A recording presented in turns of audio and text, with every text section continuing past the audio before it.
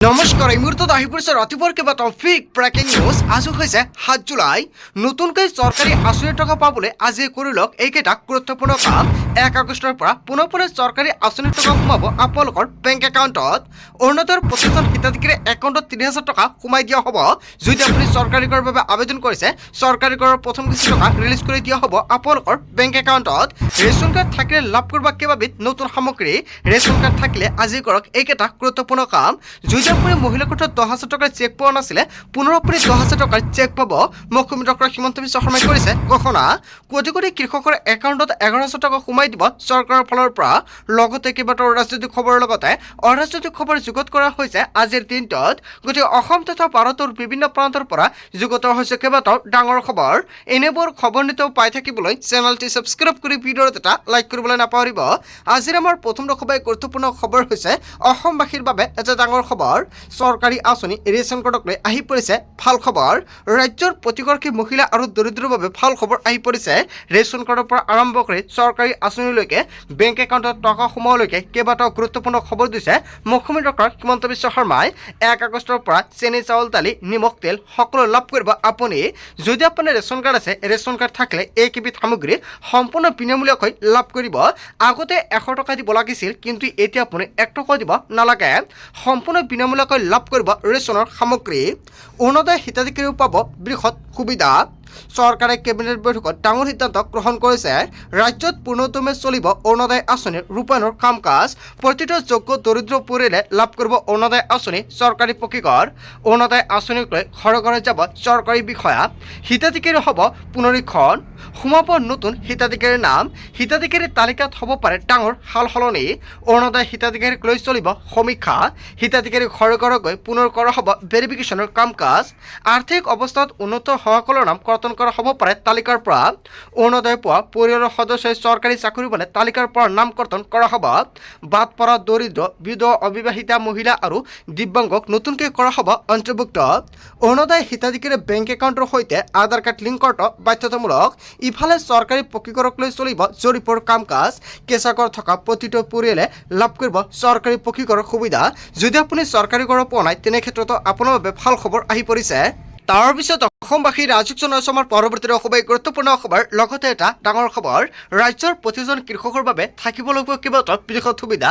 হয়, ৰাজ্যৰ প্ৰতিগৰাকী কৃষকৰ বাবে ভাল খবৰ আহি পৰিছে। আপোনাৰ বেংক একাউণ্টত আপুনি PM কিষাণৰ টকা পায়নে? 24 নং কিস্তিৰ টকা পাবলৈ আজি কৰি লওক এইকেইটা গুৰুত্বপূৰ্ণ কাম। অন্যথা আপোনাৰ বেংক একাউণ্টত PM কিষাণৰ ধনৰাশি নাপাব। ৰাজ্যৰ প্ৰতিজন কৃষকৰে থাকিব লাগিব ফাৰ্মাৰ ID। অন্যথা চৰকাৰৰ পৰা কৃষকৰ ক্ষেত্ৰত নাপাব আৰু কোনো ধৰণৰ সা সুবিধা। আপোনাৰ ফাৰ্মাৰ ID নাই যদি আপুনি ততালিকে এতিয়াই কৰক আবেদন। আপুনি কৰ্তব্য মোবাইল ফোনৰ জৰিয়তে ফাৰ্মাৰ ID বনাই ল'ব পাৰিব।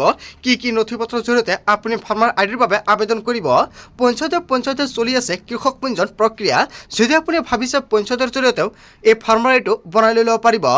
কৃষি বিভাগৰ কৰ্মচাৰীৰ ওপৰত মাটিৰ নথিসহ কৰক আপুনি পঞ্জীয়ন। আৰু অসমত এই পৰ্যন্ত আছে 24 লাখৰো অধিক পঞ্জীভুক্ত কৃষক। যদি আপুনি এজন প্ৰকৃত কৃষক, আপোনাৰ ফাৰ্মাৰ ID নাই, অতি শীঘ্ৰে এটা ফাৰ্মাৰ ID বনাই লৈ লওক। আপুনি পঞ্চায়তৰ জৰিয়তেও বনাব পাৰিব। আপুনি ঘৰতে বহি মোবাইল ফোনৰ জৰিয়তে ফাৰ্মাৰ IDৰ বাবে আবেদন কৰিব পাৰিব।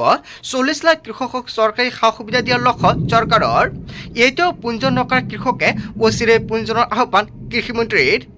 আৰু কৃষকৰ নিজৰ মাটিত থাকিলে কৰিব পাৰিব আবেদন। যদি কৃষকৰ নিজৰ মাটি আছে, তেন্তে এই সুবিধা ল'ব পাৰিব।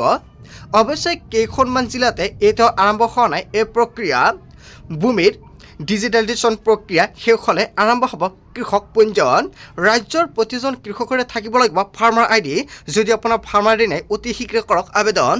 তাৰপিছত অসমবাসী ৰাজক জনাইছো আমাৰ পৰৱৰ্তী খুবেই গুৰুত্বপূৰ্ণ খবৰ। লগতে এটা ডাঙৰ খবৰ, চৰকাৰী অনুমতি নোলোৱাকৈ স্থাপন কৰিব পাৰিব এতিয়া উদ্যোগ। অসমৰ মুখ্যমন্ত্ৰী ডক্টৰ হিমন্ত বিশ্ব শৰ্মাই কৰিলে বৃহৎ ঘোষণা।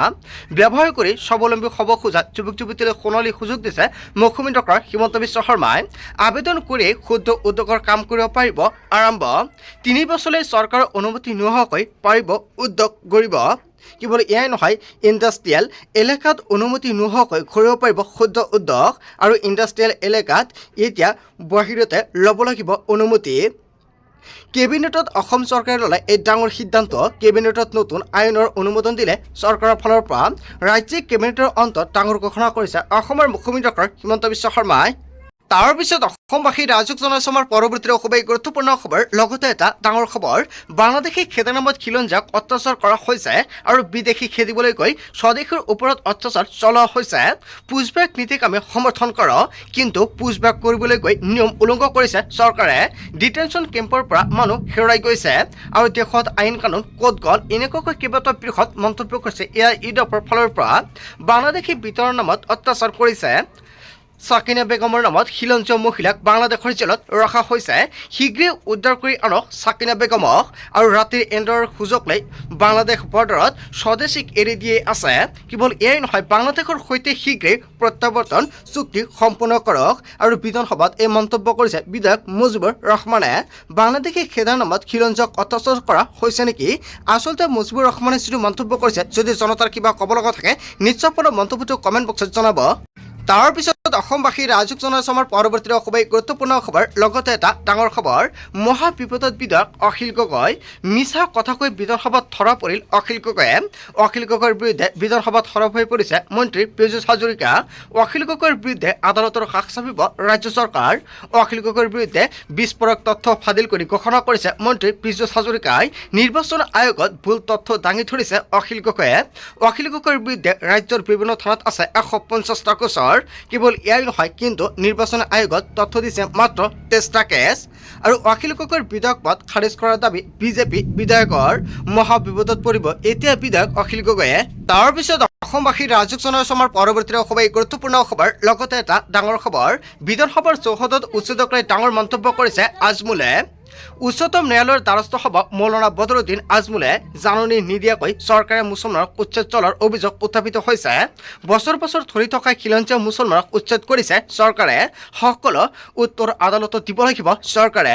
বিধানসভাৰ চৌহদত উচ্ছেদক লৈ ডাঙৰ মন্তব্য কৰিছে মৌলানা বদৰুদ্দিন আজমল তাৰ পিছত অসমবাসী ৰাইজক জনাইছো আমাৰ পৰৱৰ্তী খুবেই গুৰুত্বপূৰ্ণ খবৰ লগতে এটা ডাঙৰ খবৰ মুছলমানসকল ভাৰতৰ মূল নাগৰিক বিজেপিৰ একাংশ নেতা মন্ত্ৰীক বুজাই দিলে RSSৰ জ্যেষ্ঠ নেতাই মুছলমানসকল ভাৰতত ভাৰতীয় হিচাপে নাই ভাৰতৰ অভিন্ন অংগ মুছলমানসকল আৰু মুছলমানসকল ভাৰতত গৰ্বৰে আছিল আৰু থাকিব বুলি বৃহৎ ঘোষণা কৰিছে ভাৰতত হিন্দু মুছলমানৰ পৰিচয় কেৱল ভাৰতীয় RSSৰ নেতা ইন্দ্ৰজ কুমাৰে এই বৃহৎ মন্তব্য কৰিছে তাৰ পিছত অসমবাসী ৰাইজক জনাইছো আমাৰ পৰৱৰ্তী খুবেই গুৰুত্বপূৰ্ণ খবৰ লগতে এটা ডাঙৰ খবৰ আপোনাৰ যিকোনো বিপদৰ সাৰথীৰূপে হবে এতিয়া 112 নম্বৰ অসম আৰক্ষীত আধুনিকীকৰণ আনি নতুন সাজত উপলব্ধ হ'ব 112 নম্বৰত ফোন কৰক আৰু যিকোনো জৰুৰীকালীন পৰিস্থিতি সহায় পাব আপুনি মোবাইল আৰক্ষী থানাৰ দৰে কাম কৰিব এতিয়া 112 নম্বৰটোৱে 200খন গাড়ীত ঘূৰিব আৰক্ষী আপোনাৰ বিপদত ততালিকে হ'ব উপস্থিত 102 108 জৰুৰীকালীন সেৱাৰ দৰে কাম কৰিব 112 লাচিত বৰফুকন আৰক্ষী একাডেমি থাকিব ইয়াৰ কল চেণ্টাৰ UP তেলেংগানাৰ পিছত এই সেৱা উপলব্ধ হ'বলগীয়া কৈ আছে অসমৰ তৃতীয়খন ৰাজ্য আৰু অগ্নি নিৰ্বাপক বাহিনী এম্বুলেন্স সেৱাৰ লগতে সংলগ্ন থাকিব 112 সেৱা অগ্নিকাণ্ডৰ স্বাস্থ্যজনিত কাৰণত আপুনি ফোন কৰিব পাৰিব 112 নম্বৰতে এই আঁচনিৰ বাবে 97.90 কোটি টকা অনুমোদন ৰাজ্যিক কেবিনেটে দিছে সংবাদমেলযোগে ঘোষণা কৰিছে অসমৰ মুখ্যমন্ত্ৰী ডক্টৰ হিমন্ত বিশ্ব শৰ্মাৰ পিছত অসমবাসী ৰাইজক জনাইছো আমাৰ পৰৱৰ্তী খুবেই গুৰুত্বপূৰ্ণ খবৰ লগতে এটা ডাঙৰ খবৰ গৌৰৱ গগৈ হৈ থাকিব প্ৰদেশ কংগ্ৰেছৰ সভাপতি আন এটা বিগ ব্ৰেকিং নিউজ আহি পৰিছে গৌৰৱ গগৈৰ নেতৃত্বতে কংগ্ৰেছে আগুৱাই যাব কংগ্ৰেছৰ ভিতৰচৰত নাই কোনো সংঘাত একাংশই অপপ্ৰচাৰ চলাই আছে বুলি বৃহৎ মন্তব্য কৰিছে কংগ্ৰেছৰ বিধায়কসকলে কংগ্ৰেছৰ চলি থকা সংঘাতৰ কথা অস্বীকাৰ কৰিছে কংগ্ৰেছ বিধায়কসকলে গৌৰৱ গগৈৰ নেতৃত্বতে কাম কৰি গৈছো আৰু কাম কৰি যাম বুলি ঘোষণা কৰিছে কংগ্ৰেছত সকলো একেলগে আছে আৰু সদায় থাকিব একেখন টেবুলত সকলো একেলগে বহি আছে গৌৰৱ গগৈ হৈ থাকিব প্ৰদেশ কংগ্ৰেছৰ সভাপতি গৌৰৱ গগৈৰ নেতৃত্বতে কংগ্ৰেছে আগুৱাই যাব কংগ্ৰেছৰ ভিতৰচৰত নাই কোনো সংঘাত আৰু একাংশই অপপ্ৰচাৰ চলাই আছে বুলি ঘোষণা কৰিছে হয় এটা ডাঙৰ খবৰ আহি পৰিছে আচলতে কংগ্ৰেছৰ বিধায়কসকলে যিটো মন্তব্য কৰিছে জনতাই কি ক'ব আচলতে একাংশই কংগ্ৰেছক লৈ অপপ্ৰচাৰ চলাইছে নেকি যদি চলাইছে আপোনাৰ মন্তব্যটো নিশ্চয় কমেণ্ট বক্সত জনাব তাৰ পিছত অসমবাসী ৰাইজক জনাইছো আমাৰ পৰৱৰ্তী খুবেই গুৰুত্বপূৰ্ণ খবৰ লগতে এটা ডাঙৰ খবৰ আগন্তুক লোকপিয়লত অসমৰ মিয়া মুছলমানসকলে মাতৃভাষা লিখক বাংলা অসমীয়া লিখি অসমত নিৰ্যাতনৰহে সন্মুখীন হৈছে মিয়া মুছলমানসকলে মিয়া মুছলমানে বাংলা লিখিলে সংখ্যালঘুত পৰিণত হ'ব অসমীয়া বড়ো তিৱা সকলোৱে নিজা ভাষা লিখে লোকপিয়লত আৰু নিৰ্যাতনৰ সন্মুখীন হোৱা মিয়াই কিয় লিখিব লাগে মাতৃভাষা বা অসমীয়া আৰু অসমীয়া লিখাৰ পিছত মাৰ গালি খাবলগীয়া হৈছে মুছলমানসকলে। মিয়াই অসমীয়া নিলিখিলেও সংখ্যালঘু হৈ নিজেই অনুশোচনত ভুগিব অসমীয়াই লিখি লাট খোৱাতকৈ বাংলা লিখি লাট খোৱা ভাল। ব্ৰহ্মপুত্ৰৰ মিয়া মুছলমানক লোকপিয়লত বাংলা লিখাৰ বাবে আহ্বান জনাইছে আসাম ভূমিপুত্ৰ গণমঞ্চৰ সাধাৰণ সম্পাদক মহবুৰ ৰহমান চৌধুৰীৰ বৃহৎ মন্তব্য। আগন্তুক লোকপিয়লত অসমৰ মিয়া মুছলমানসকলে মাতৃভাষা লিখক বাংলা। আচলতে যিটো মন্তব্য কৰিছে ইয়াৰ বিষয়ত কিমান যুক্তিসংগত আপোনালোকৰ মন্তব্যটো নিশ্চয় কমেণ্ট বক্সত জনাব।